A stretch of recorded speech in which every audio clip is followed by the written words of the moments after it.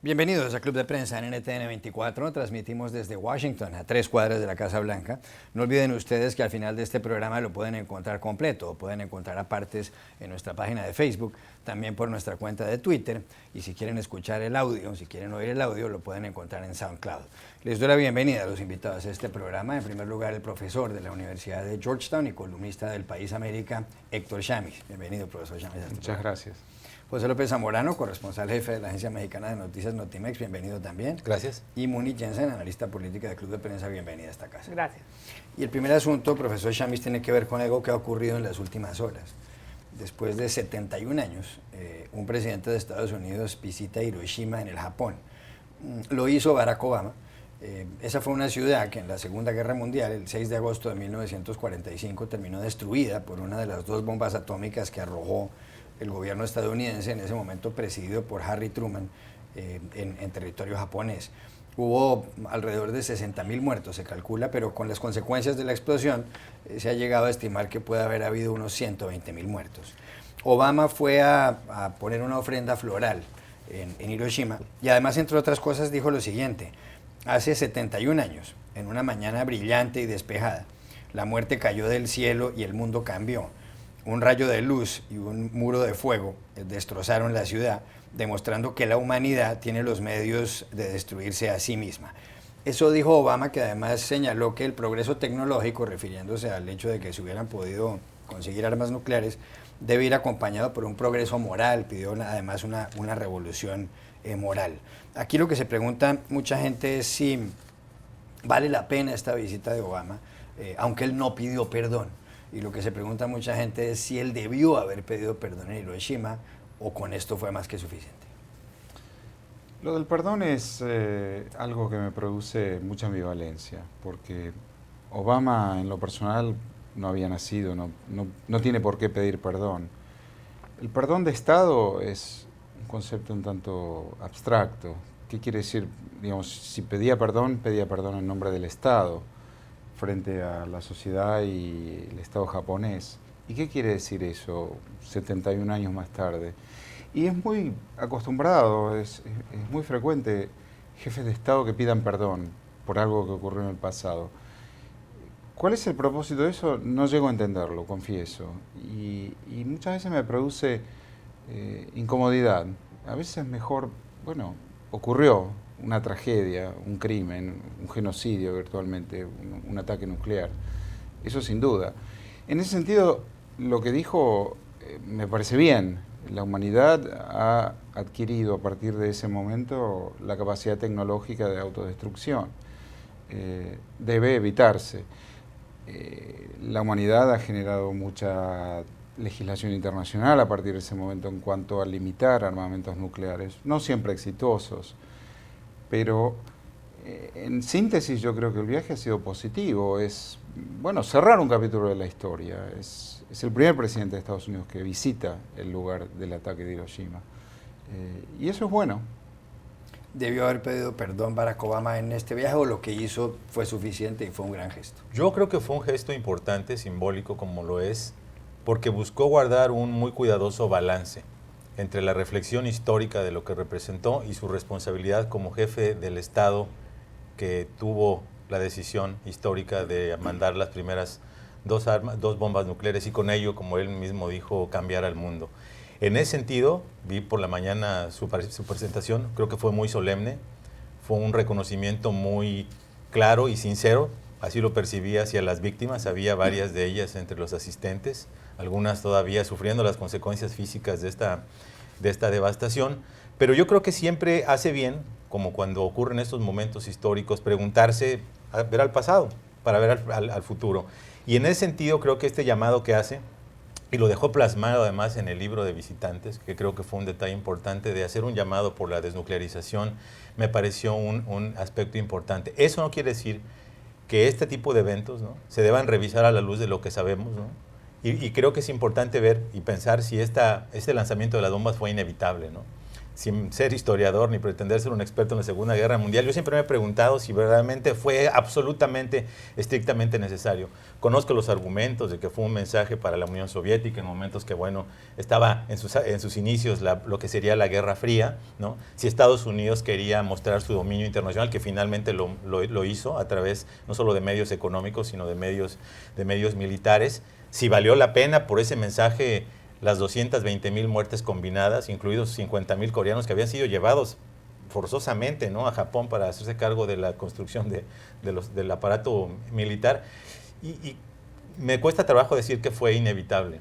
Entonces, en ese sentido, probablemente históricamente va a seguir habiendo este dilema, ¿no?, sobre si Estados Unidos deba disculparse, pero definitivamente el hecho de que se arroje luz al pasado y que se vea como un ejemplo de lo que no debe ocurrir y se haga un llamado para un cambio de aquí en adelante y no solo para atrás, me parece un gesto importante del presidente.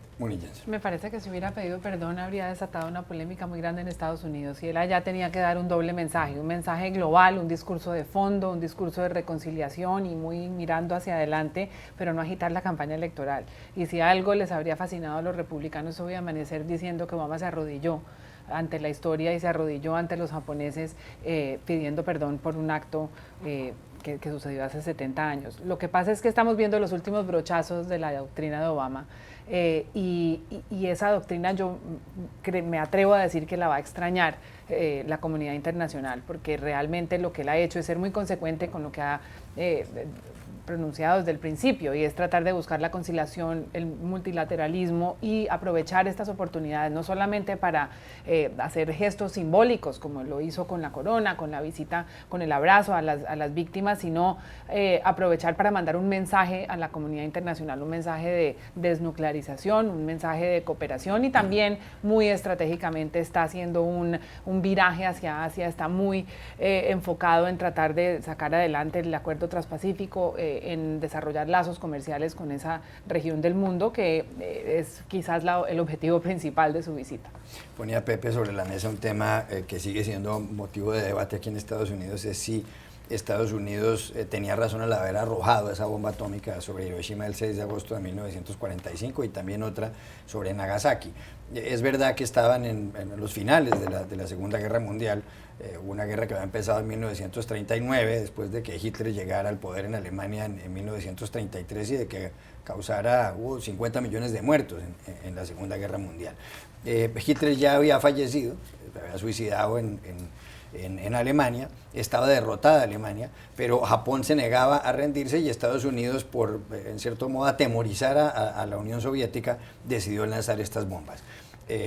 Cayeron desde el avión llamado el Enola Gay, que además está aquí en el Museo del Aire y el Espacio en esta ciudad de Washington, y el presidente era Harry Truman, que había reemplazado hacía muy poco tiempo a Franklin Delano Roosevelt, que había sido elegido en 1932, pero había muerto el 12 de abril del 45, es decir, pocos meses antes de que se tirara la bomba atómica sobre Hiroshima. Usted ha leído bastante historia. ¿Qué cree usted cómo juzga eso 71 años después, aunque eso es muy fácil hacerlo en esta mesa? ¿Debió Estados Unidos o tuvo razón Estados Unidos al tirar esa bomba?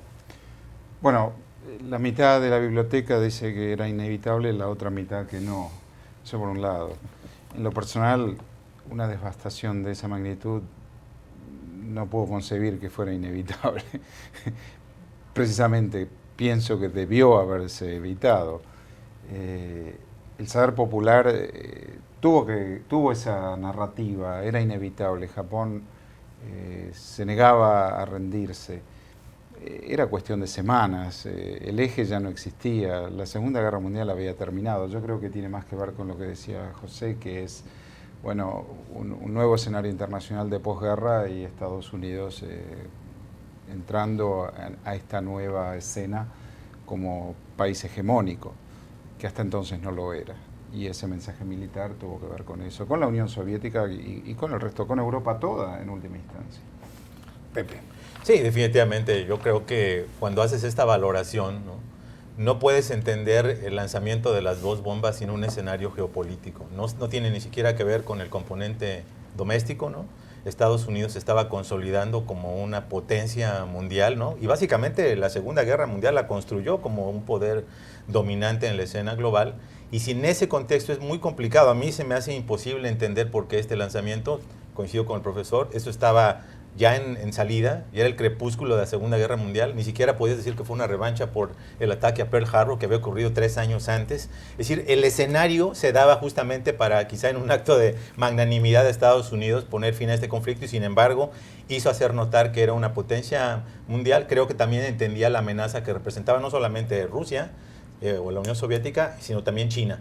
Y en ese sentido creo que este mensaje trasminó, y de ese mensaje creo que tenemos décadas de Guerra Fría. Yo creo que más importante que reexaminar lo sucedido dentro del contexto en que sucedió, en donde por ningún lado desde el punto de vista humano parece justificable, lo que hay que hacer es evitar que vuelva a suceder. Y creo que esa repensada hacia el futuro sobre la capacidad de destrucción que tiene la humanidad es la discusión que se tiene que tener. Ya regresamos a Club de Prensa Plus. Volvemos a Club de Prensa Plus en NTN 24 desde Washington. Pepe, hay noticias aquí en la campaña en Estados Unidos y son llamativas. Los virtuales candidatos a las elecciones presidenciales del 8 de noviembre son Donald Trump, por el Partido Republicano, que además ya consiguió los votos, el número de delegados mínimo para ser ungido como candidato en la convención en la segunda quincena del mes de julio. Eso por el Partido Republicano. Por el Partido Demócrata, Hillary Clinton es la virtual candidata, aunque sigue compitiendo con el senador Bernie Sanders del estado de Vermont. Ayer ocurrió algo que llamó mucho la atención, porque pocas horas antes había hablado Donald Trump en el programa de Jimmy Kimmel, que es un programa de humor aquí en Estados Unidos. Jimmy Kimmel le dijo, mire, el señor Bernie Sanders quiere un debate televisado con usted.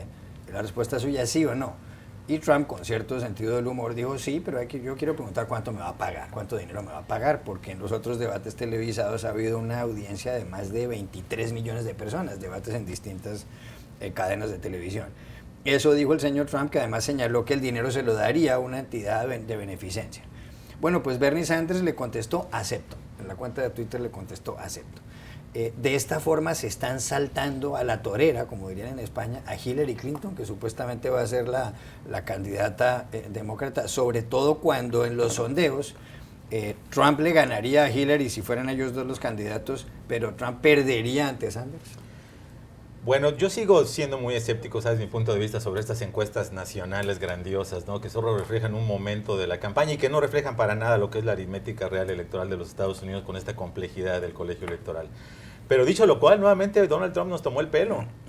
Resultó que esta idea de que aceptaba el debate con Sanders fue precisamente para nuevamente dominar por 24 horas el ciclo mediático, y después dijo, no hombre, era una broma, no vamos a debatir.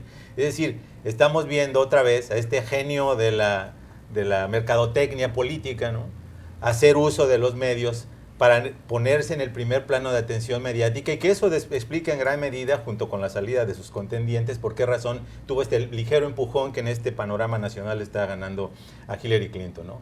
Yo creo que nuevamente vemos que la comunidad mediática le estamos dando mucha atención a Donald Trump en ese aspecto, ¿no? Que sigue el hombre sin pivotear a este famoso centro político donde los republicanos solamente allí tendrían posibilidades reales de ganar la presidencia de los Estados Unidos.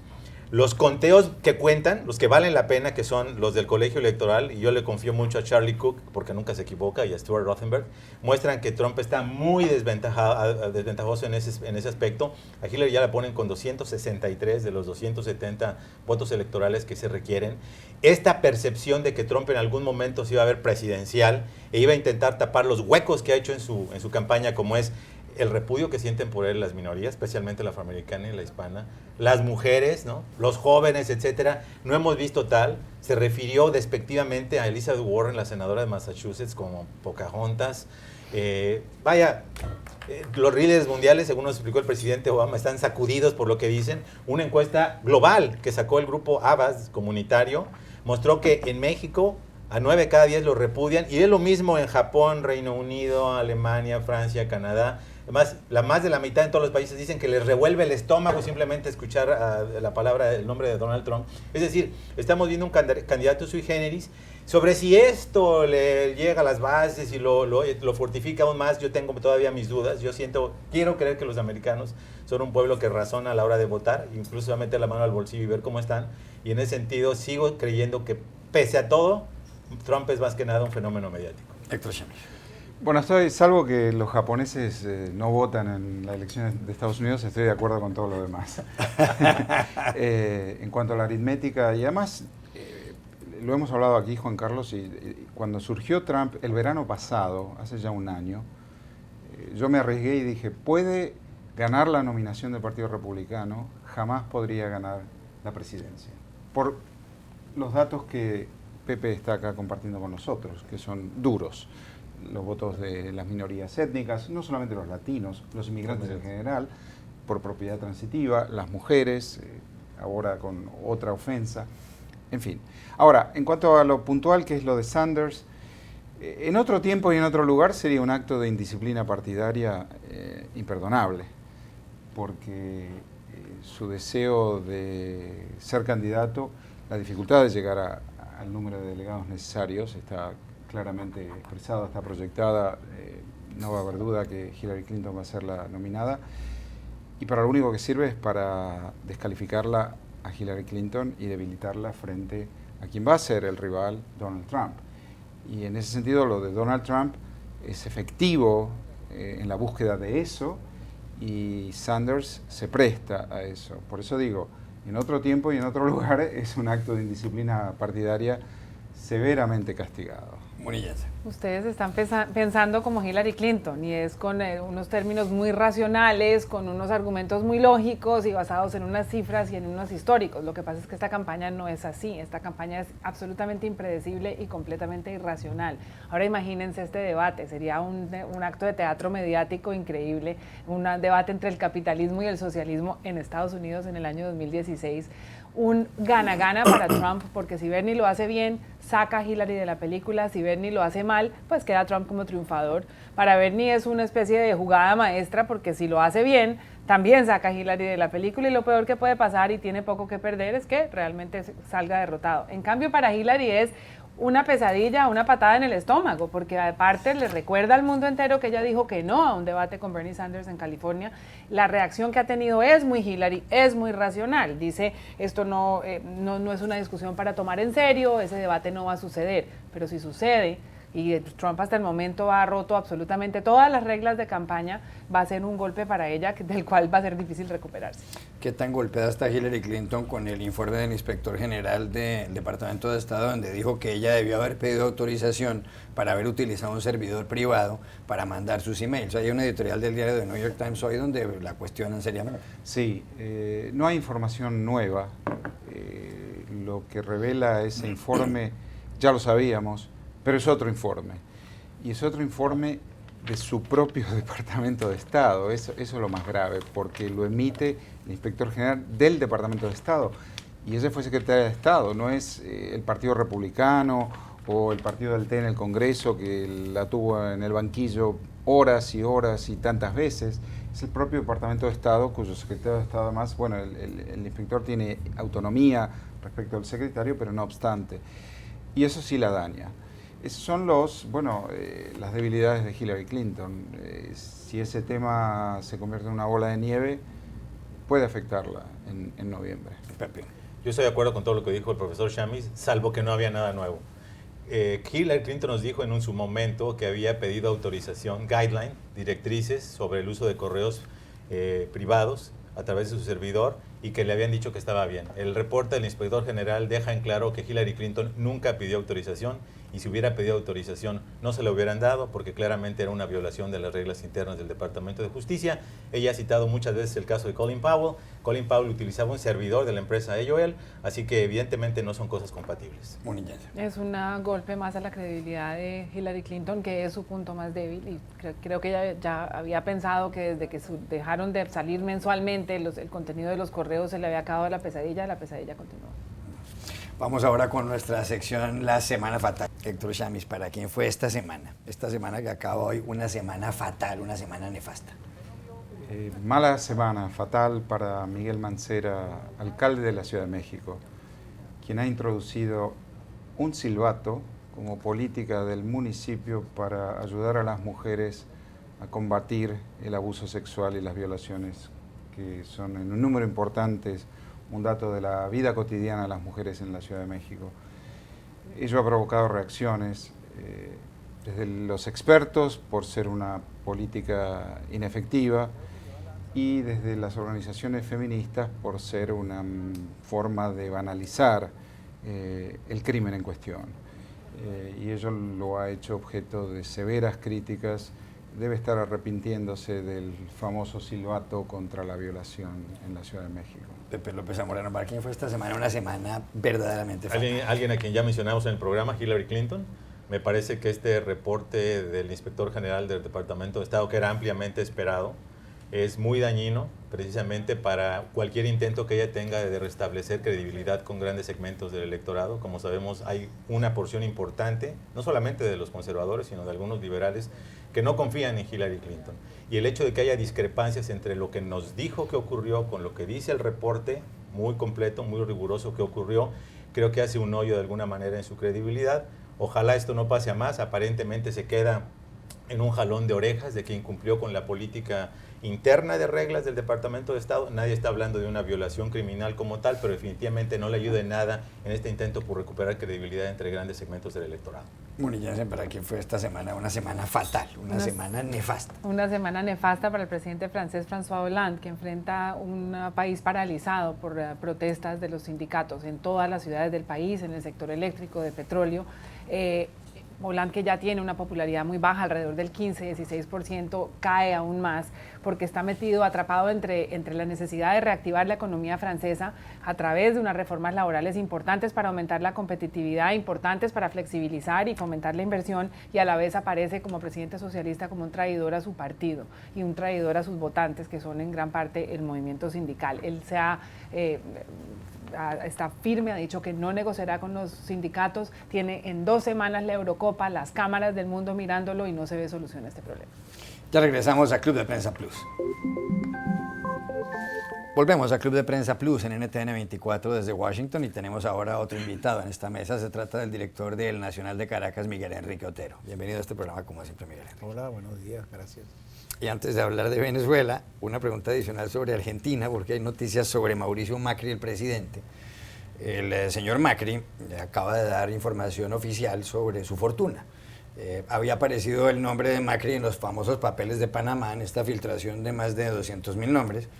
Y ahora él ha contado que en realidad la fortuna que tiene es de $7.500.000. Esto es el doble de lo que se había mencionado anteriormente, hace algunas semanas, todo porque se decía que él había, en el primer informe, mencionado el valor simbólico de acciones que tenían compañías fuera de la Argentina, en este caso algunas en las Islas Bahamas, pero que ahora este es el valor real. ¿Esto perjudica a Macri o esto a nadie le importa? Bueno, a alguna gente le importa, no creo que lo perjudique. Es una historia que comienza a alargarse desde los papeles de Panamá. A ver, Macri ha tenido la fortuna, la suerte o la desgracia de haber nacido rico y llegar al poder. No sería el primer rico latinoamericano que llega a la presidencia, por cierto. Lo que yo creo que es importante en todo esto es, y a raíz de los papeles de Panamá, en algún momento lo escribí también, es que esa información es significativa en relación al lavado, mucho más que en relación a la evasión fiscal. Es una costumbre muy arraigada en nuestras élites económicas, tener cuentas en paraísos fiscales, por un sinnúmero de motivos. La evasión es una, pero el otro es la incertidumbre macroeconómica, sobre todo en los países de Sudamérica, con alta inflación, con devaluaciones constantes y otro tipo de calamidades económicas. Macri anuncia 7,5 millones. Yo conozco muchos presidentes que tienen mucho más que eso, y tal vez Macri tenga más que eso, pero no es eso lo importante. Lo importante es, en toda esta historia, que alguien haya llegado rico al poder no es un crimen. Que alguien se haya enriquecido durante su estadía en el poder, normalmente sí es un crimen, porque tiene que ver con corrupción, y la corrupción tiene que ver con el lavado. Y eso es lo más importante de esta historia de los papeles de Panamá, y en vez de ir detrás de alguien por su fortuna personal, que de vuelta Macri heredó, nació rico, habría que concentrar los esfuerzos en cuestiones que tienen que ver con lavado y corrupción. Yo sí creo que un presidente se somete a un escrutinio mayor al del resto de los ciudadanos y el resto de los empresarios privados, y creo que hay 3 asuntos graves. Uno, que el presidente de Argentina tenga su plata en paraísos fiscales, cuando le corresponde también la labor de recolectar impuestos para su país. Lo segundo, que haya doblado su fortuna, que quizás es lo más complicado y lo más grave. Y lo tercero es que él hizo una campaña luchando contra la corrupción. Entonces, esos 3 elementos combinados creo que le dificultan el caminado a Mauricio Macri. Pepe. Bueno, ahí voy a discrepar con Muni. No sé si tener el dinero en lo que se conoce como un paraíso fiscal es intrínsecamente ilegal. Gente puede tener razones legítimas para tener paraísos fiscales, porque muchas veces es complicado abrir empresas en lugares, o se hacen transacciones internacionales donde se facilita, por ejemplo, el flujo de inversiones a un lugar. Ahora, tampoco creo que, aunque son legalmente distintas, el lavado de dinero con la evasión fiscal son moralmente aceptables.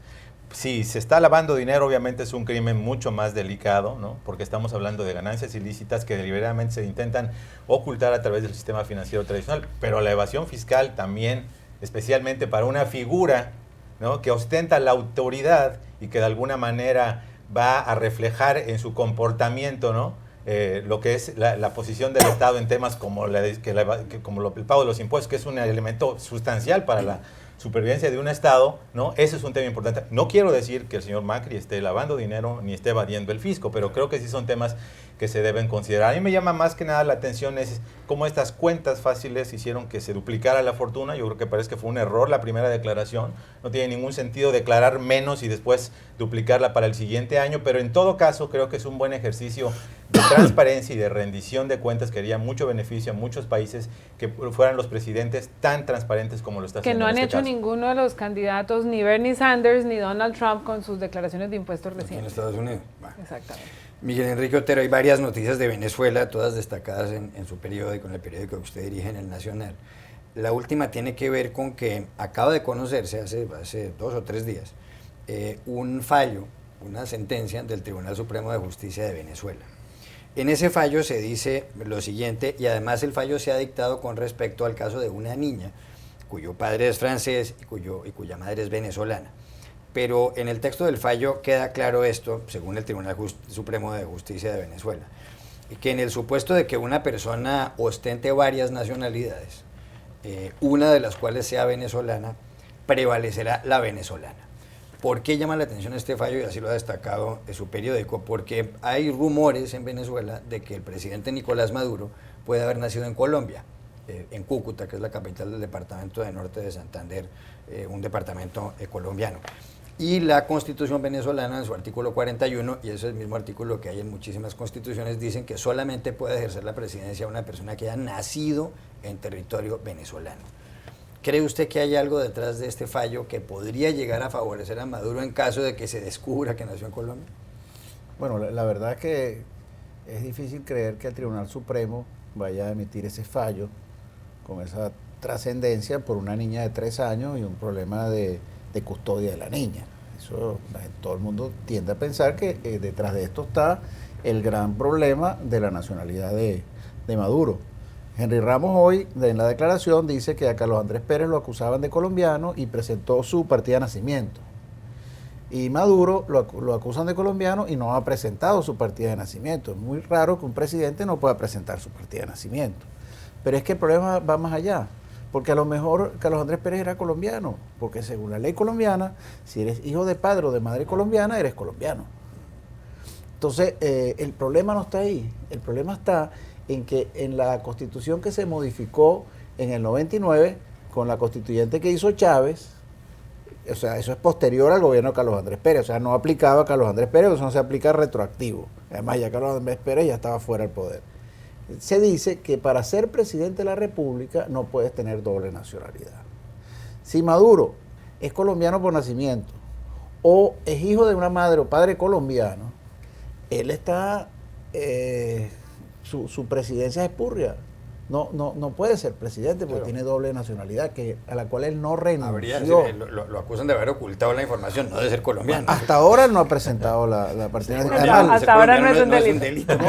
Es por ocultar la información. Yo no tengo ningún problema. Sí, puede ser ministro en Venezuela. Es más, Venezuela es un país que tiene hay por lo menos 5 millones de venezolanos que son colombianos o descendientes directos de colombianos. Hay millones de colombianos. O sea, eso no, en Venezuela no, ese no es un problema en Venezuela. No dio la información. Es problema para una sola persona, para el presidente. Que si tiene doble nacionalidad, por la modificación que hizo Chávez a la Constitución, no podría ser presidente. Y es muy capcioso que Maduro no presenta ni la partida de nacimiento, ni se sabe dónde nació la mamá y el papá. Hay otra cuestión sobre Venezuela. Acá en las últimas horas hubo cumbre del G7, los 7 países más importantes, más poderosos del mundo. Alemania y Canadá y también Estados Unidos, y Francia, Italia, Japón y el Reino Unido, y fuera de eso el representante de la Unión Europea. Y le han pedido al presidente Nicolás Maduro, estos mandatarios, que llame a un diálogo nacional para resolver la crisis que hay en Venezuela. ¿Les hará caso Maduro? Bueno, es que la pregunta que me hace todo el mundo en todas partes, ahora, hace un año no me la hacía, ¿cuánto aguanta eso? Eso no es posible que un país aguante esa situación, una situación de catástrofe tan grande, de violación de todos los derechos democráticos, una dictadura con esas condiciones que además la gente pasa hambre, no hay medicina, o sea, un desastre, no hay electricidad, no hay gas, o sea, todo un desastre. O sea, la guerra de Siria tiene a Siria mejores condiciones que las que tiene Maduro a Venezuela. Entonces, ¿qué es lo que pasa? Que la gente se plantea las salidas. Una salida es la salida negociada. ¿Qué es la salida negociada? La salida negociada es que a través de un diálogo se tome conciencia del desastre que está Venezuela y entonces entre sectores opositores y sectores del chavismo lleguen a un acuerdo para que Maduro renuncie y hacen un gobierno de transición. Bueno, es una solución que es un poco la que están pensando en algunos sectores internacionales, presionando a Maduro para que acepte un diálogo de esa índole. O sea, pues, ¿puede eso ser o no ser? Bueno, yo lo dudo, la presión tiene que ser muy fuerte y no puede ser solamente externa. Después está el referéndum revocatorio. El referéndum revocatorio pasa por lo mismo. El Consejo Nacional Electoral está en manos de los chavistas. De los 5 miembros principales, 4 son dirigentes del PSUV. Entonces, ¿qué hacen ellos? Ellos hacen la táctica dilatoria. O sea, ahorita se consiguieron las firmas para conseguir las firmas o sea, no es las firmas para el revocatorio, es las firmas para conseguir las firmas. O sea, crearon un mecanismo intermedio para poder dilatar el proceso. Y el reconocimiento de esas firmas ya tenemos un mes y vamos para el segundo mes y el tercer mes. Ahora imagínate cómo será el reconocimiento de las verdaderas firmas, que tienen que ser 2, 3 millones, no sé el número exactamente. Entonces, ¿qué es lo que pasa? Que si se retrasa más eso y pasa diciembre y pasa enero, entonces se puede hacer revocatorio, sale Maduro, pero entra el vicepresidente. ¿Quién es el vicepresidente? Alguien nombrado a dedo por Maduro. Puede ser la esposa, Diosdado Cabello, quien él le dé la gana. Diosdado Cabello, burlándose de eso, dice, si hay el referéndum, que será el año que viene, entonces Maduro va a nombrar un vicepresidente que va a asumir la presidencia. Y ese va a nombrar a Maduro vicepresidente y va a renunciar. Entonces Maduro vuelve a ser presidente. O sea, esa es la segunda solución. Hay otras soluciones, que es que la situación de Venezuela está llegando a un límite tan insólito que puede haber una revuelta popular. Y eso es una salida que es viable en una situación de crisis donde las salidas democráticas constitucionales terminan siendo entorpecidas por el régimen. Eso puede ocurrir porque ha ocurrido otras veces y ha ocurrido mucho en América Latina. Sabemos cómo empieza, no sabemos cómo termina, pero si sigue la presión para impedir que los procesos democráticos se hagan en un régimen que ha roto el hilo constitucional de una manera descarada, puede venir esto otro, que es una salida pues distinta, pues una salida de la gente en la calle y es la intervención militar, es todo este tipo de cosas.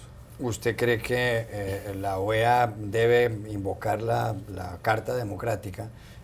Porque parece que esa es la recomendación que va a hacer el secretario general de la organización, Luis Almagro, es decir, que todos los países analicen lo que está ocurriendo en Venezuela, todo porque según el señor Almagro, en Venezuela no se están respetando las normas básicas de la democracia, no hay independencia de poderes. ¿Usted cree que se va a activar la Carta Democrática y que eso puede conducir a algo? Bueno, es parte de la presión. Yo estoy de acuerdo en que hay que tratar de invocar la Carta Democrática.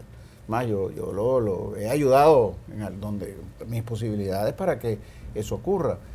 Claro, Maduro no es racional. A lo mejor la gente piensa en respuestas racionales de un régimen, como cuando hubo las sanciones personales en los Estados Unidos, las respuestas nunca fueron racionales. Y ahora tampoco sería racional, pero hay que trabajar para la Carta Democrática, ver cómo se hace con los países del Caribe, que son 10 votos, países que todos sumados no tienen la población de la mitad de Sao Paulo, y Sao Paulo tiene un voto y son 200 millones de habitantes.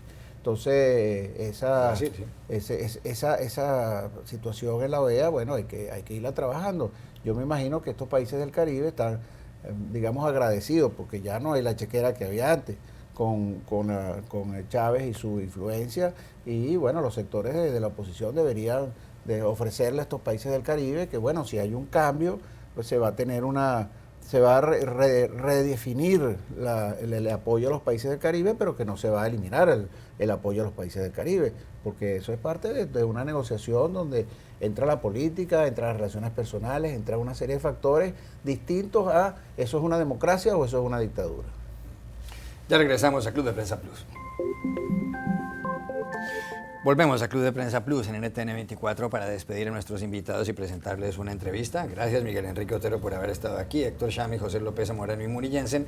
Y ustedes no se pierdan a continuación a Ricardo Kirschbaum, el director de Clarín de Buenos Aires, que pasó esta semana por este programa y habló sobre la actualidad política argentina. No se lo pierdan, ahí está. ¿Le gusta Macri? Bueno, creo que a los periodistas nos puede gustar o no gustar un político, pero hay que juzgarlo por sus actos. Macri es producto de una situación de polarización en la sociedad argentina que se resolvió en diciembre con un triunfo muy estrecho sobre el candidato del oficialismo de entonces, Daniel Scioli.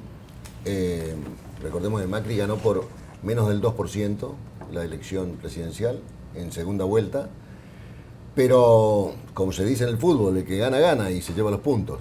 Y esto le dio una situación particular que es que por bastante tiempo hay que buscar en la historia una circunstancia muy particular en el cual el presidente, que en la Argentina tiene un fuerte peso, hay una especie de tradición presidencialista, no tiene parlamento porque es minoría en ambas cámaras, con lo cual lo obliga a un ejercicio al que Macri estaba desacostumbrado, que es hacer política. Es decir, que tiene que establecer acuerdos con opositores o con fracciones que no son de su partido en busca de la aprobación de leyes.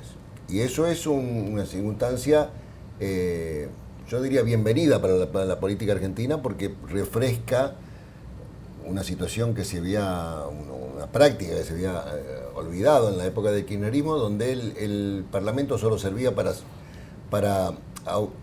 como escribanía de los actos de la presidencia. Como notaría. Como notaría, exactamente. Eso por un lado. Por otro lado, Macri heredó una situación ruinosa en la economía. Como ustedes saben, el gobierno de Cristina Kirchner no tenía estadísticas, porque habían descubierto que las estadísticas podían ser usadas como armas por sus opositores.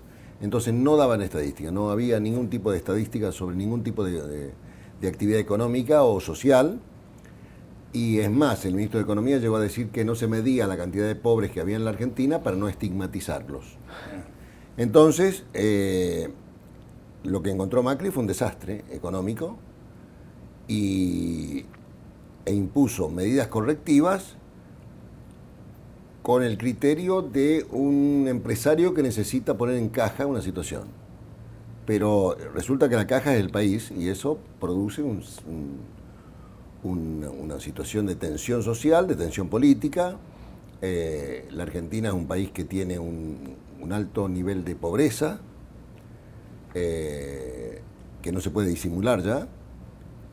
Y lo que hizo el gobierno fue sincerar algunas variables económicas que estaban absolutamente subvencionadas, como las tarifas públicas, en parte, y otras variables, y eso, bueno, está produciendo una situación que controlarla requiere tiempo, requiere paciencia y sobre todo es una apuesta que va a determinar el futuro. Pero en síntesis, ¿usted cree que el gobierno de Macri ha tomado las medidas adecuadas, las medidas indicadas? Bueno, creo que el gobierno de Macri ha tomado algunas medidas adecuadas, otras no pudo tomarlas por razones políticas, y me parece a mí que lo que se requiere en la Argentina es buscar un consenso para acuerdos que sea mucho más perdurable que los que se consiguen ley por ley. Porque hasta ahora el gobierno de Macri está tratando, en su situación de minoría parlamentaria, de conseguir mayorías para cada una de las leyes. Entonces, eso es acuerdos políticamente muy onerosos, porque siempre se renueva el precio, en términos políticos estoy hablando, quiero creer, y se requiere un acuerdo más permanente con sectores de la oposición que le permitan a Macri tener un cierto horizonte de estabilidad política para que las medidas económicas que está tomando tengan éxito. Porque de eso depende. Si Macri no tiene éxito en su plan económico, va a tener serias dificultades. Cristina Fernández de Kirchner protagonizó una serie de escándalos durante su gobierno, y ahora hay varias causas judiciales abiertas contra ella por distintos casos, por el llamado dólar futuro, porque se sospecha de lavado de dinero en unos hoteles que tenía ella en el sur del país. Hay varias causas abiertas. ¿Cree usted que se justifican todas esas investigaciones y que ella debe algo ante la justicia? Bueno, está bajo investigación judicial. La expresidenta ha rechazado todo este tipo de investigaciones a cuales le atribuye un origen político, que es una coartada para no responder sobre cuestiones de su increíble incremento patrimonial durante su gestión, de ella y de su familia, porque si hay una característica de este periodo en Argentina es que fue un gobierno que prometió defender ideales fácilmente compartibles por todos nosotros, pero que en realidad eran una cobertura de una actividad de corrupción pocas veces vista en la política argentina. La relación de la prensa con el kirchnerismo no fue muy buena, incluso se decía desde el gobierno Clarín miente, en referencia al periódico que usted dirige. ¿Qué tan afectado quedó Clarín y qué tan afectados quedaron los medios de comunicación tras el paso de Cristina Kirchner por la presidencia y antes de ella por Néstor Kirchner, el esposo de la antecesora de Macri? Y sobre todo, ¿qué tanto ha cambiado eso desde que llegó Macri al poder? Bueno, como alguna vez te conté en Colombia, en Nueva York, en la Argentina no había conferencia de prensa, los periodistas, salvo algunos que eran elegidos por el régimen, no podían preguntarle a los ministros, no había, es más, los voceros de los ministros no hablaban con periodistas, con lo cual su función estaba totalmente anulada, y el objetivo de este régimen era controlar la opinión pública. No había otro objetivo. Entonces se hizo primero por medio de el control de la publicidad oficial. La publicidad era otorgada solamente a los medios que respondían a determinada política. Se creó un gigantesco aparato de propaganda. Segundo, el periodismo se dividió entre los periodistas que estaban de acuerdo con el gobierno y los periodistas que eran opositores y enemigos del gobierno, con los cuales a los primeros les dieron todo y a los segundos nada. Tercero, hubo una operación que se llamó, que yo la llamo asesinato de la reputación. Se denigró, se descalificó a cualquier periodista que osaba criticar al gobierno, y por ejemplo con nuestras caras en carteles en la calle, en las manifestaciones políticas, poner caras de periodistas para que gente escupa sobre ello, una actividad claramente fascista. Y en último término, se creó una legislación destinada a desarticular cualquier grupo económico, grupo mediático que no respondiera a esa política. Bueno, eso solamente era posible en un régimen de perpetuidad de perpetuidad. Apenas fue derrotado el gobierno kirchnerista en las urnas, se terminó la historia. Y la relación con Macri es una relación normal de un presidente con la prensa. Se la critica, él critica, recibe a periodistas, se discute, se debate, que es lo que debe hacer en cualquier democracia. Lo otro era una anomalía.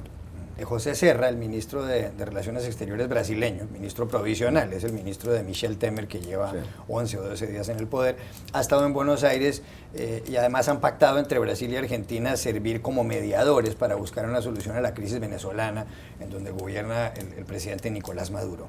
¿Tiene eso futuro, en su opinión, o no? Yo tengo mis serias dudas porque la mediación requiere la aprobación del que a quien uno va a mediar. Y me da la impresión que Argentina, que tuvo una posición muy frontal frente a Maduro desde que asumió Macri, que después la morigeró en relación a declaraciones de su propia canciller, se están buscando fórmulas regionales cuya efectividad me parece que por ahora es retórica más que efectiva.